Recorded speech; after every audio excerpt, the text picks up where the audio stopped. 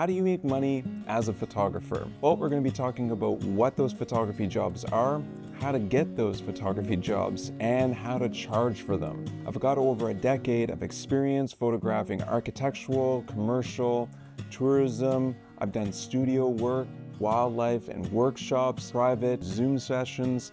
I've been all over the map and I have a lot to share with you. So with that, let's get started. If you are new to this channel, my name is Shannon and I'm a full-time photographer in beautiful British Columbia. Chapter 1, jobs that pay. Now we're talking about service work, not physical products like selling your prints online or in a gallery. I have a whole other episode that the thumbnail looks like this that you can check out, where it talks about online stores and how to make money selling your prints. We're talking about services. So if you're a landscape photographer, a great service would be tourism, commercial, architectural, maybe photographing for resorts, exterior or even interior. These will encompass wide angle shots, typically the landscape and the sky and the area in which these buildings are placed outside. Now, if you're photographing inside, a lot of the same sort of steps that you would do apply for composition, nicely balanced. Now, you kind of want your walls and stuff to be vertical, not tilted in, or your horizon needs to be nice and level.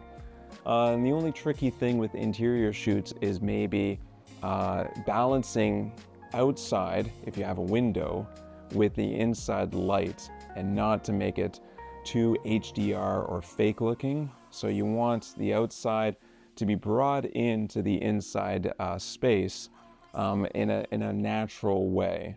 And typically brighter is better. Remove distractions, so cords and cables, and if you have dust spots, you're just deleting those. So interior can be very much achieved, and it falls within the realms of landscape photographer because you usually have the equipment for wide angle shots. What about if you are a people person, photographing people? Well, there is weddings, there's engagements, there's elopement, tourism, lifestyle, shooting models, commercial portraits. So these are drastically different from one another. Like tourism can be very much outside, dealing with landmarks, or it could even be people on whale watching boats, something very engaging and exciting. As opposed to like weddings is very much different than a corporate portrait shoot. So that's dealing with people, and there's a lot of money there and interest to have those shots taken.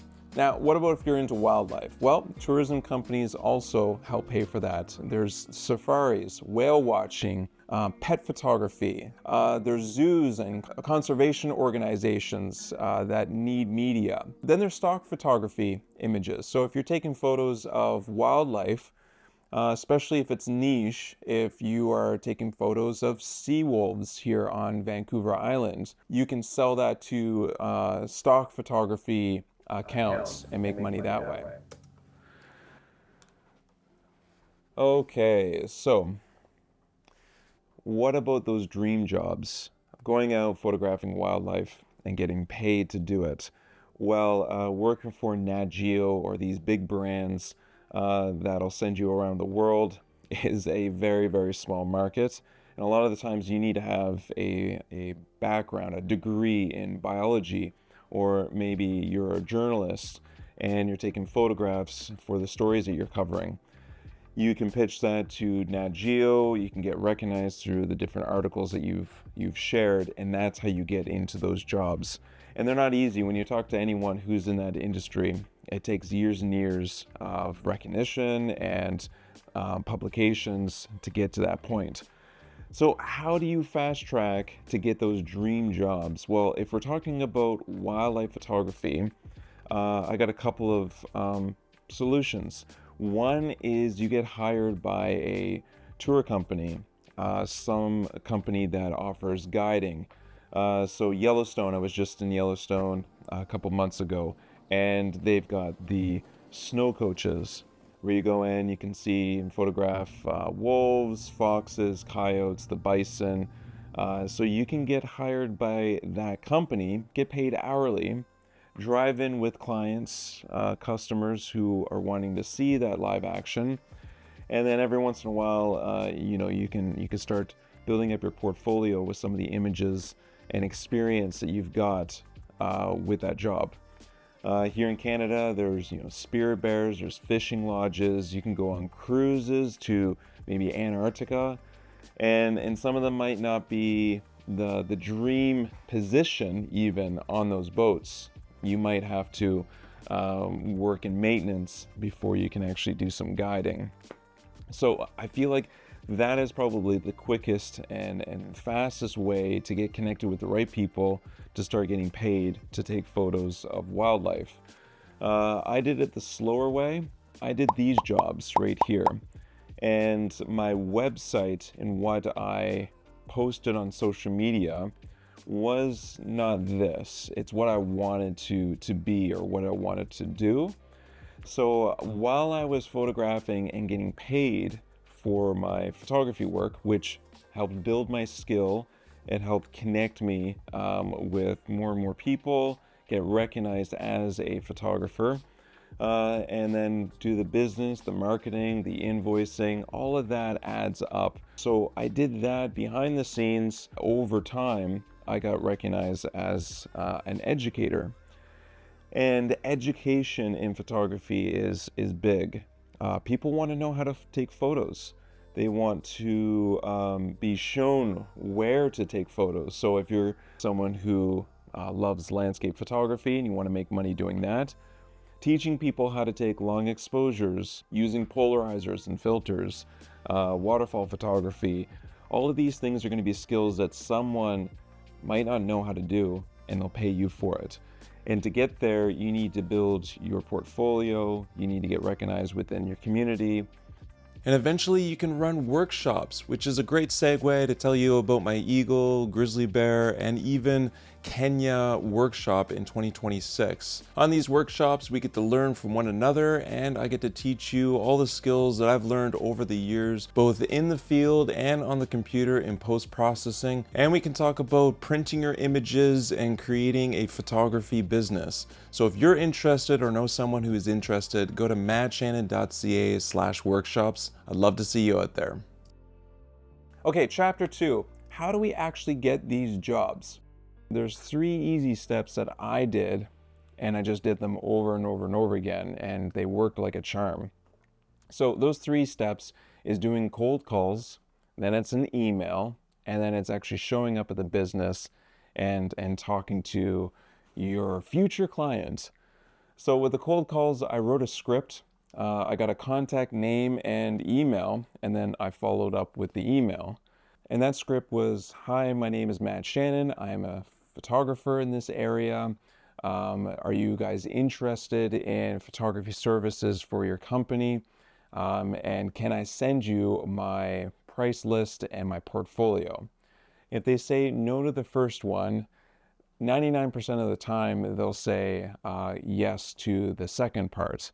Because the first part would be like, no, we're not interested. It'd be like, well, can I still send you my portfolio, my contacts, so you have it in your records? You can then say, who can I make this email out to? Who makes the decisions for this?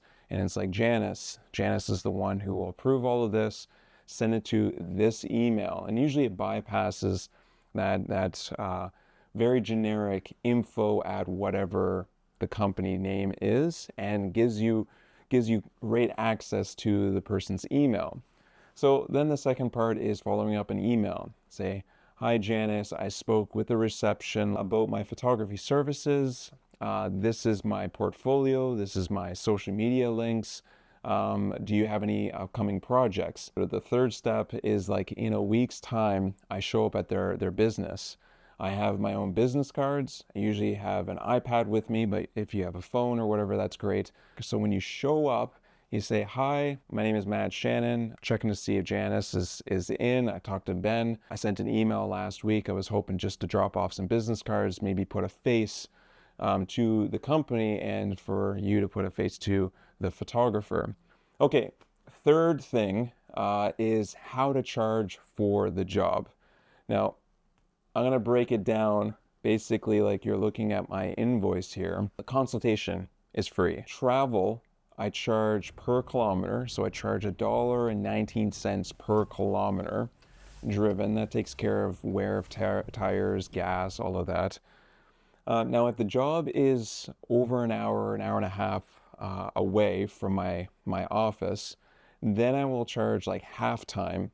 So whatever my hourly rate is, I'll charge half of that per hour that I drive outside of town, on top of the $1.19 per kilometer. So that's kind of how I calculate my traveling fee. Now, if it's overnight somewhere, well, then there's per diems, like however much hotels cost, food outside of town cost, and that'll shift from year to year and season to season. Summertime is way more expensive than the wintertime.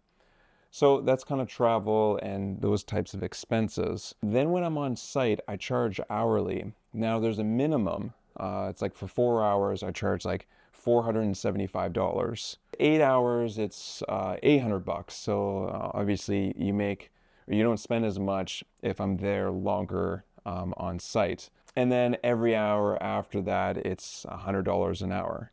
Now, if I'm flying my drone, I charge like $175 an hour to put the drone up. That's dealing with your risk, your training, and your insurance that you've put into flying drones. And it's definitely more of a niche now, less drone flyers out there. And so to have that into your services is pretty great. Then when I get home, I upload all the images and then I charge per edited image. If a client wants anywhere from 1 image to 10 images, I charge roughly, $45 an image. So if it's 10 images, that's $450. That's added onto the hourly, that's added onto the travel costs. Now, if they want anywhere from 11 to 20 images, I charge $35 per image. So if they want 20 images, well then it's 20 times 35, and that's how much it costs for the edited images. Drones is like $65 an image, is usually what I calculate out to. You have your travel cost, then you have your hourly cost, and then you have your edited images. Once you equal all of those up, that's how much the job costs. Now, this is very rough. I do charge more per image if the licensing of those images are very high. And by high, I mean international maybe, or they break outside the bounds of your community. So licensing your images is a whole other thing. I typically allow my client to have full rights and use of my image. Now, they don't own the images. I mean, that still stays with me. But they can print with them. They can put them in brochures, client cards, websites, social media. The only time that it breaks outside of that licensing agreement, if it's major paid advertisement, like we're talking billboards, international magazines, front covers of magazines. And these are magazines that have 50,000 distribution copies going out and larger. Well, if you like this content, please give me that thumbs up. Helps out this episode and this channel. And if you aren't subscribed, think about subscribing. Let me know down in the comments if you have any questions. I'd love to put that into another episode where we talk about getting paid for photography. Thank you so much for watching, and I will see you on the next episode. Ciao.